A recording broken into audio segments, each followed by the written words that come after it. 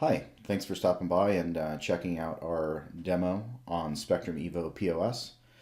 I'm going to probably try to abbreviate this a little bit as I go through it because there's a lot to cover, but I did want to go through some of the key areas of the software and just kind of give a brief, or like I said, abbreviated demo. So I'm going to go through each screen by screen, and kind of talk about the elements that you'll see within our software. This screen that you're looking at right now is actually the main screen that you would see when you start the POS system up. As you can see, there's a area for you to customize the logo, which is nice, so you can brand your point of sale to match your business. And then you'll notice over here on the right, we have our PIN entry login section. And right now there's currently two ways of logging in. One is to put in typically a 4-digit PIN code, and that will log in the user, or you can use a magnetic stripe card and assign magnetic stripe cards to each employee, which they can use to swipe through the magnetic stripe reader to log in lieu of using a PIN code. We are also developing integration with the fingerprint readers for biometrics through URU, and that should be released sometime in the next few months. It's not currently available, but it will be. For right now, we're just going to use a PIN code to log in, and in this case for the demo, it's just 0000. And you'll see now that we're on our ticket screen. A ticket view screen starts to fill up with tickets as we add new tickets to our queue, as people start to place orders, or if you start to ring things up and store those tickets.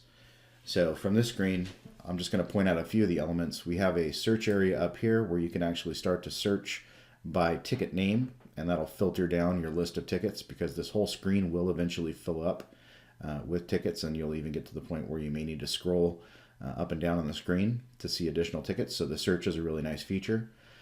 In the middle, you'll see that we have our functions bar here. If you click on this, you'll get common actions available to you, such as opening your cash drawer, showing all open tickets. If you are a manager and you should have access to see every single person's tickets, you can do that.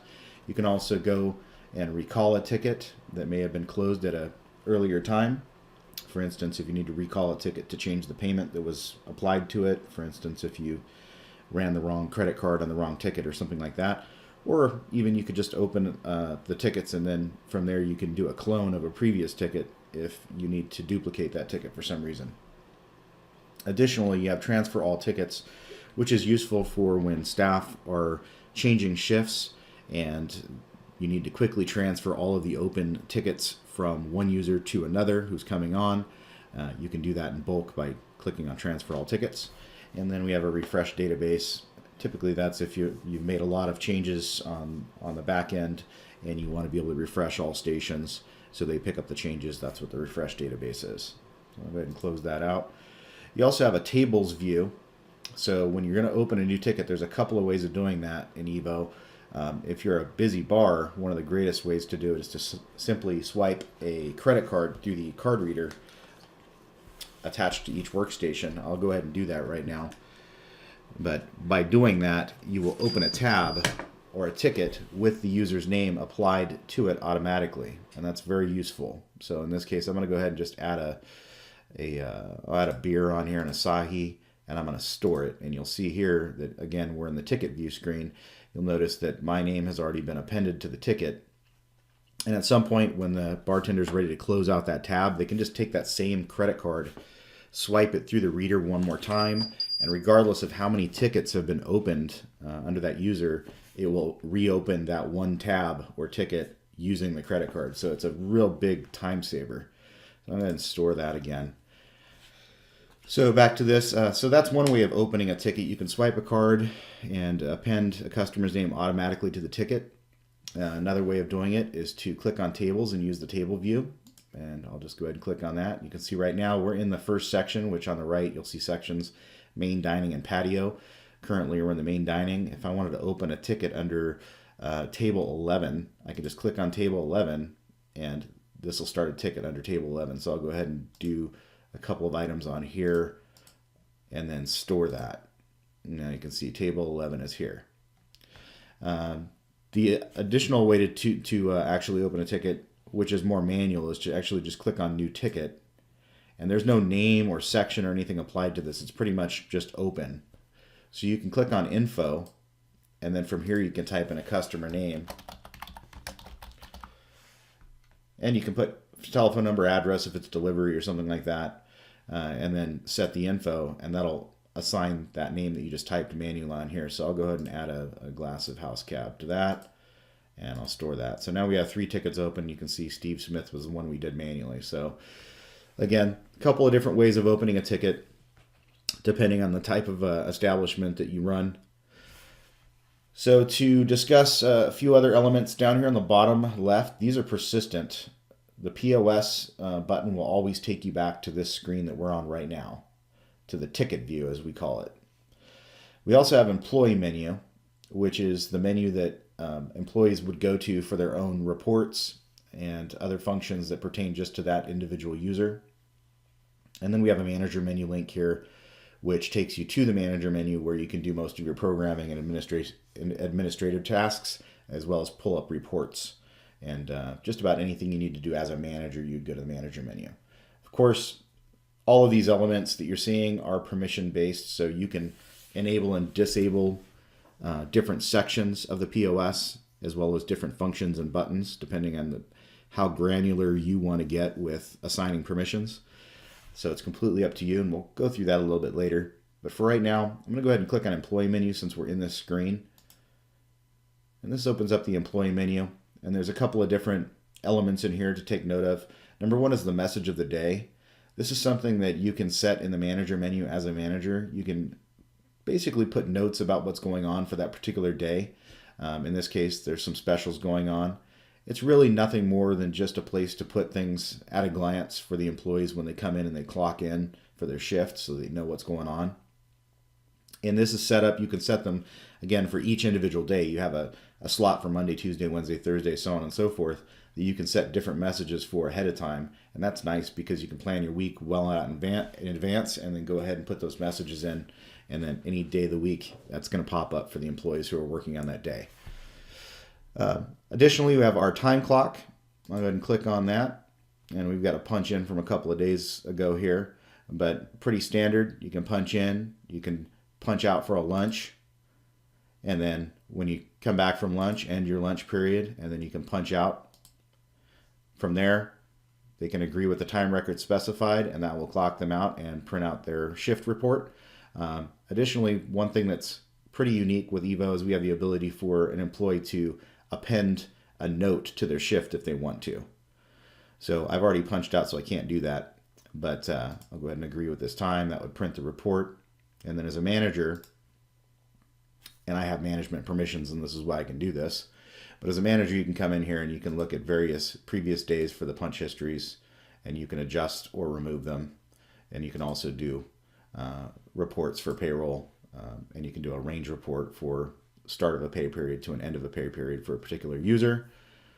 So pretty standard time clock stuff, but that's available under the employee menu. So I'm going to go back to the employee menu. There's also an internal messaging system built into EVO, which allows users to send messages back and forth. It's really useful for management to be able to communicate messages to the entire staff or even to just an individual user. In this case, you'll see that there's a message in the inbox, which is a task list. That was the title of the message. And then it was sent to everyone. Here's the date created, and then the individual things that were put in the message. So just to go ahead and create a new message, if I wanted to send a message to a particular user, I could click New Message, drop it down to, for instance, Terry Lim, and I could put whatever I want there. Hi, great to see you today, whatever. And send that, and next time Terry clocks in, Terry can go ahead and see that message that I just sent to her. Going back to the employee menu, you also have reports you can choose from as an employee depending on your permissions. So they could print their report for today or for yesterday, and then you can restrict these in a lot of cases with bars. They don't like these to be shown. They like blind reporting. So if that's the case, you can have just tip reports available, which are printable, or you could restrict the entire report array depending on how you want to have your permissions set up for your establishment. And of course, there's reporting cash tips. That's, again, up to a policy of the establishment, but whatever your policy is on that, you'll want to make sure your employees can report any tips that were received that were non-credit card for compliance with your state. And that's about it for the employee menu. So from here, I'm going to bounce back to the POS menu, and we're going to jump into ticket view. But before I do that, I'll point out one other little thing down here on the right-hand corner. It's the little hamburger menu. If you bring that up, you've got a few functions in here like cash drawer, on-screen keyboard, and power settings. So for power, you can restart the software, power the computer off, or restart the entire computer. Additionally, for the cash drawer, it gives you access to functions which include managing the cache that you start your day with in up to 2 cache drawers per physical workstation. So you could have one computer with 2 physical drawers attached to it, and you can manage the balances that are in each cache drawer. In this case, I have $200 in the drawer 1 and nothing in drawer 2. And they can go ahead and do cash in, paid out, and then close the drawer. So for example, if we wanted to do a common function like doing a paid out, we could go ahead and type in an amount and then put a reason. And notice that the paid out is not enabled yet because we have to put a reason in here. But I could say it was paid to the plumber for whatever, and now I could click paid out, and that will actually do a paid out from the drawer and deduct it from the total drawer cash due. You can also assign drawers here and print a station drawer report if you wanted to, as well as close the drawer at the end of the shift. I'm not going to actually complete any of this. I'm going to close this, but just wanted to point all that out. Now we'll go ahead and jump on to the ticket view. So I'm not going to do new ticket. I'll just reopen the one that's here. I'll reopen my own, and you'll see that we have an info tab, a store tab, and a pay tab. The info tab lets you set info about the customer. In this case, we swiped a credit card through the reader and it captured the customer name. If you wanted to append a phone number or an address, you definitely could. I'm going to point out on the right, this is a ticket transfer event view, which is useful for auditing the transferring of tickets and who's handled tickets throughout the entire time that they've been open. So if I were to transfer this ticket from my own user by doing the drop down here on the ticket, I can send it to Terry. Just by storing it, that will transfer that ticket and it'll no longer be available in my own ticket view.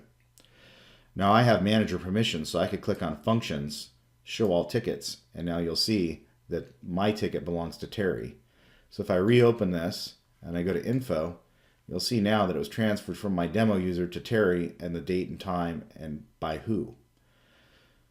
So that keeps a log of it. So now if I come back and I transfer this ticket back to myself again, it will again log this ticket as well as all the transfer events that occurred. So just wanted to point that out. Storing sends the order to any remote printers such as the bar printer, the kitchen printer, etc., depending on how the items were set to print. And then obviously the pay screen is the tender screen where you actually pay the ticket out. So if I click on that, I've got the options here. Transaction type, of course you have to have manager permissions for returns to be available. It shows your remaining balance. I can split this ticket by as many people as I want. Click split, and that'll actually split the payment into multiple increments automatically for me, so I can do payments in succession until the remaining balance is set to 0. Can also print the receipt from here. In this case, I've also got quick cash down here. If I have somebody hand me a $10 bill, I can just hit $10 instead of actually putting in $10 here. Or if I get exact cash, I can just hit cash, and that will close out the ticket and finalize it immediately. So that ticket's gone. So now if I want to go back to my tickets, click tickets here, open up another one. And this one's been open. It's got some items on here already. So I'm going to point out the next element in order here is the person picker. Now I can assign items to as many people as I want. You can advance through here. We were currently on the default person 1. So if I wanted to add an item to person 2, I could just select person 2, add a beverage, do a Coke, and you'll see that now there's Person 1's stuff is under the person 1 heading. Person 2's stuff is under person 2's heading. If I want to do this in bulk, for instance, I ring in a whole bunch of items all under one person, and I need to split it up into 3 or 4 people, I can easily do that by clicking the middle instead of left and right. And that'll highlight this, and then I can do person 3, and anything I touch will automatically go to person 3. And I can advance that to person 4, and then touch whatever person 4 had, and then deselect by touching it again, and now you see that we have person 1, 2, 3, and 4. And that's useful, not just for reference on who had what, but getting into some of the other actions down below, such as splitting a ticket. Makes splitting the ticket a complete piece of cake, because you already have everybody's orders divided up by quickly touching that person picker and then selecting the items. We've divided the ticket into 4 people already. So to split that, we can go down to ticket actions and select to split ticket, which we'll do in a little bit here. The next element next to the person picker is our order destination. And if this is turned on, you can toggle this from dine-in to go to phone, and you can set up custom types here. But what we have on the demo here is dine-in, to go, and phone. And what this does is changes the way it prints to the remote printer, to the kitchen staff, so that they know how to prepare the food for a to-go order or a phone order. Again, here is where you can select a different user and store this ticket to transfer the ticket. Typically, you wouldn't use this unless you are going to transfer the ticket. We also have our PLU button. It's a function button that opens a menu. In this case, if we click Add Item, this allows us to do a search for items by name or just from a list. So anything that's in here, we can go page by page and find them, or we could just type in this case, I'm looking for an 805. I can click on 805, and that will add an 805 to our order. The other things in here would be a scan. So if I were to click this, I would get a scan PLU prompt. If you had a barcode scanner attached to the POS system, you could scan the PLU and look up any item that had a PLU barcode assigned to the actual PLU. Go in here again, and then there's Open Item. Open Item lets you type a description, a price, and then a department, and then what type of item it is, and then you can add any kind of item on the fly if you don't have it in your menu, or if you need to do a custom item. This is one way of doing it. There's also a simpler way of doing it, which is to add open items under the PLU menu. So you can just simply select an item and then put a price in, and it automatically will add the item. It's a little bit quicker than doing the open item through the PLU screen, but the PLU screen open item is a little bit more flexible with what you can do with it. The next button I want to point out is the tickets button. We've already kind of shown what that does. That would bounce us back out to the ticket screen. I could also go ahead and click this to just do a new ticket. There's also ticket actions, which brings up the ability to split tickets, merge tickets, open your cash drawer, apply a discount, or void the ticket altogether. I'm going to go ahead and do a split ticket just because we've already assigned the people, so you can see how this works. But splitting a ticket is a piece of cake. You click split ticket, and if you click split ticket, it will split this entire ticket by individual seat. If you need to do something more complex, you can also do a manual split. And that would give you a 2-column view where you can move items and split them manually. But I'm going to go ahead and just do split ticket. And you can see now all those items for the other people are gone. This is just showing person 1. So if I were to store this again, you have 4 portions of that original ticket. So you have 1, 2, 3, and 4 on your ticket view now. Go ahead and open that back up for this person. Printing your check is right here. So when somebody's ready to pay in a full serve environment, and maybe you've had to do a split, you'll want to print a guest check for each individual customer. You can do that by clicking print down here. That would print that out. There's also repeat item. That repeats the last item you rang in. So if I did a Coke and I wanted to quickly just be able to repeat items, I can do that. Something else that's kind of useful in here, you may have a very long ticket and you want to be able to hide some of this function area and maybe have access to see more of what's on your physical ticket. you can just click the little down arrow here, and that will drop that down and give you a lot more room to see what's going on in this ticket without having to scroll so much. And you can click the little arrow up again to go ahead and bring those back anytime you want. So you can kind of peekaboo that and save yourself some room. Okay, so that's about it for this section. Now in the middle, all these buttons are considered to be categories in the system, and you'll set these up when you do your menu design.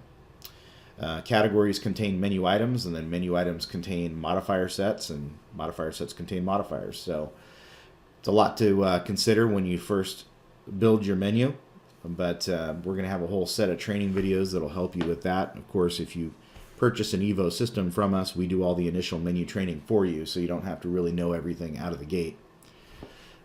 Down below the categories, you have a up and down arrow, which if you have a number of categories that exceeds the available screen real estate, you can scroll up and down on that. When you do good programming practices, you're able to do things like this, though. So if I were to click on liquor, we can actually condense categories within categories, which is nice. Some systems can't do that. So you end up with a lot more scrolling up and down. In our case, we've taken a lot of these ones like vodka, gin, tequila, and condensed them into one liquor button, which we literally have a category within a category, and then items exist within that. Another thing here that we can show you is this is a quantity bar, which you can turn on and turn off. It's very useful for stuff like quick serve. It allows you to quickly enter multiple quantity items without having to go back and use the repeat item or duplicate item buttons to do that. So for instance, if I did, I wanted to do 5 Mr. Pibbs, you'll notice here it rang it in 5 Mr. Pibbs all together, instead of having to hit Mr. Pibb 5 times or hit repeat item 4 times. We also have something else that I didn't go over right now that is very important. I showed you ticket actions. There's one other thing called item actions, and item actions are accessed by touching actual items on the ticket. So in this case, if I were to touch well rum, it'll bring up a menu here. So I can remove items. If I have permission, I can remove items that have already been stored. If not, I can't. I can duplicate. I can bring up modifiers for that item individually without having to go back to the menu to find those modifiers. If I've programmed miscellaneous modifiers that are global that I want to have available for all menu items, for instance, something like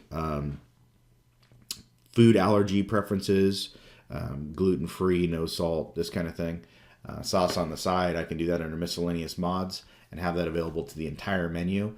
And that way, even if I click on an item and a modifier is not there, I can use the mismods to add it. I can also do a item level discount by clicking there and applying a 10% discount just to the item that I selected right here on the well rum. I can also change the person that item was assigned to by just clicking here, and I'll say it was person 2. So that's moved down to person 2 now from person 1. There's also a cool thing we have in here that's recipes. I'm not sure if the item that's on here has one, but I'll go back and show you that with something that I know does have that. So we'll go to a cocktail and we'll look at a Bloody Mary. Everybody's got their own recipes for Bloody Marys, so it'll be interesting to see how that's made here. So if we click recipe, the Bloody Mary recipe for this establishment is right here. It's really nice because you can use this actually for more than just liquor items. It's obviously pretty useful for that, but you could use this for any menu item, even in a full serve restaurant where somebody wants to know what the specific ingredients are, or maybe even nutritional facts about the menu item that can then be printed out off of the receipt printer and handed to the customer. So pretty useful feature. You do have to take the time to plug in all that information in the back office when you build out your menu, but it is something that's not available on every system, but it is available on EVO. Also, there's a quantity modifier here. You can also put a comment on any item. So this is how you'd put a special request. If you had an item where you didn't have a modifier for it that said what you wanted to say to the kitchen staff, like divide vegetables in 2 or whatever, or 2 plates or something like that. You didn't have that pre-built in. You can put that in here and attach it to the item. Of course, Bloody Mary is not going to have 2 plates, but you get what I'm saying. There's also some more options. You can make items tax inclusive if you're that kind of business that would need that. You can also modify the name and the price if you need to for some reason. Of course, that's permission based. Can't do that if you don't have permissions. And I guess I'll just go into ordering some stuff so you can see some of the other modifiers and stuff like that I'm talking about. Some items would have modifiers, some wouldn't. I'm going to do a more complex item. We'll do a Mexican menu. And I'll do a 2-item combo. And here you'll see that we've got all of our choices of our main entrees. So I'll do a beef taco and a fish taco, and I want to have rice and black beans. And then I want to do, add guacamole. So I built up the 2-item combo. I'm going to do that again, though, because there is something about the way that our ordering works that others don't. So if I do a 2-item combo here, we can do conversational ordering where you don't have to stay on a track. Because if I were to say I want 1 taco beef with no onions, and then I want a chicken taco with extra onions, that'd be kind of difficult to typically do on a lot of systems. So what we're going to do is we'll do a taco beef, and I'll go to Mexican options, and I'll say no onions, and then I'll go back to my combo for my second item. I'll do a taco chicken, and I'll do Mex options, extra onions, and I'll do add cilantro, and then of course I can finish up by doing my side. I can say I want rice and refried beans. So I've got my 2-item combo, my beef taco with no onions, my taco chicken with extra onions and add cilantro, my rice and refried beans. And it's in a readable format that makes sense to the cook, which is the most important thing. But also you're able to enter this in the same exact way that it was told to you by the customer. So I'll go ahead and close that out. You can set these modifiers up in any way you want. Obviously, things like, I'll do another Mexican here. I'll do a 2-item combo, taco beef. I'm going to do add guacamole, which adds $2. And then if I were to do no guacamole, obviously it doesn't add $2. So when you set these up, it gives the ability and the flexibility to use these prefix modifiers to control the pricing on the actual modifiers to make sure that when you're ringing in something like avocado or guacamole or anything you would charge for, you're actually getting that charge added. Whereas if you took it off, it would not charge the customer. So now when I'm all done, I can just hit store and store this ticket away. And that pretty much concludes what I want to cover in this video. My next video, I'm going to cover the manager menu. It'll be a part 2. And we'll dive deeper into some of the options for menu programming and some of the back office stuff like reporting and things like that. So thanks so much for watching. I will point out one other thing here. We're on an all ticket view, and this is useful here. It shows you open ticket total. That's available to you if you're in the all ticket view.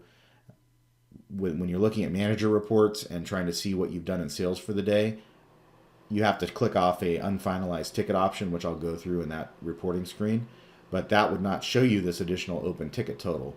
So at a glance, you can see that here under the all ticket view. Anyway, we'll see you in the next video.